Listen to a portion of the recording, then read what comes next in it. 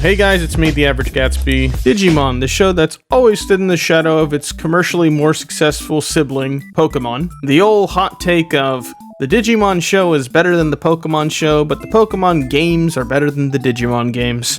Or is it? But that's not what I want to talk about today. What I do want to talk about today is a tweet I made on my anime Twitter that got a disproportionate amount of likes and retweets and comments on it compared to everything else I post on social media. One of the reasons why I like Digimon so much is because it's willing to get weird and do some spooky things. And what a better time to talk about spooky things than October. So this video is going to be covering some of my favorite spooks from Digimon shows, so spoiler alert. But not every spooky moment like Malamyotismon killing Jesse and James. I like it, Kudji. I'm not going to go into fine detail about it, I just want to talk about the spooks. There are plenty of YouTube videos already out there that go into each episode individually, and yeah. Maybe if this video gets enough love, maybe I'll make another video on the individual topics. But all scripted content is cringe, and this is scripted content, so if you want me to do a cover on a topic, started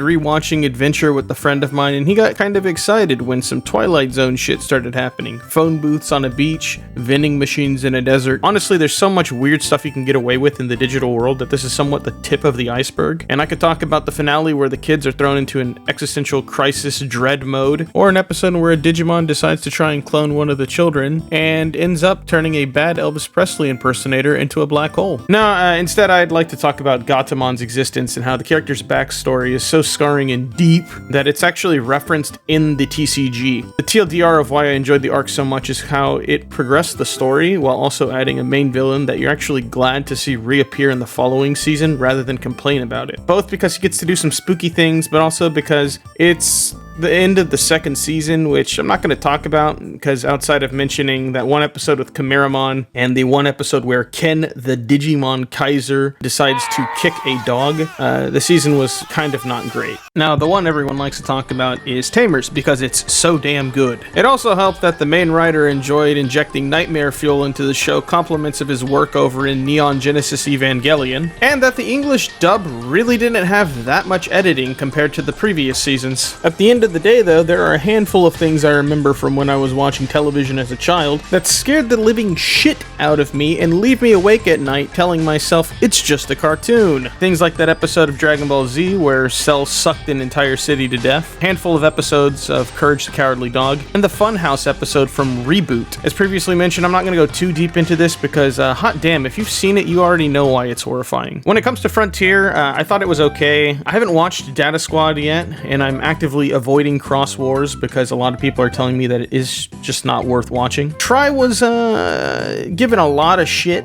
for having an incredibly boring self-insert character that when compared to Last Evolution, it just doesn't stand up. But at least gave us some nice horror when the episode ended with Kairi thinking that her brother died. Nah, instead I'm gonna talk about Apple Monsters. That's right, I actually watched it. For this, I'm gonna go into detail because I know no one watched it, so much so that if you go onto the Digimon wiki, the episodes aren't even fully elaborated on. The ending was so over the top, I'd be doing a great injustice by not even mentioning it. Set the scene with main characters existing in a world where phone apps can be Digimon and the phone apps can corrupt from time to time, and there's an AI called Leviathan that tries to remove humans because we are the virus. What ends up happening is that the main character's best friend ends up being an android that was being controlled the entire time, swapping the androids out to make it look like he was growing alongside the main character. Then this fuck huge CGI abomination comes into the real world and starts turning humans into data. This Monster of the Week show started out so weak. The concept of a self-insert being friends with a YouTuber and an idol to make up a trio where the sixth ranger is some edgelord hacker man who wants to save his younger brother, and the fifth member of the team ends up being a double agent that, and I can't,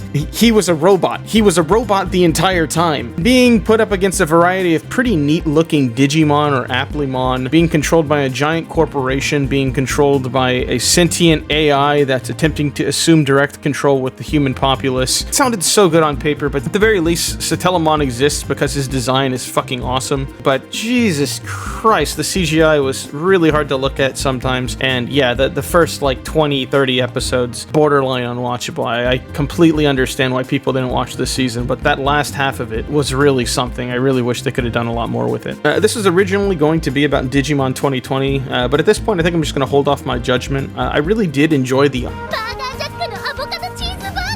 episode, and Aizmon paired up nicely with that creepypasta tier Lovecraftian horror stuff that I really love. I could go on for hours about Digimon, but scripted content really does hurt me on a metaphysical level, so I think I'm just going to end it here. Well, then, glory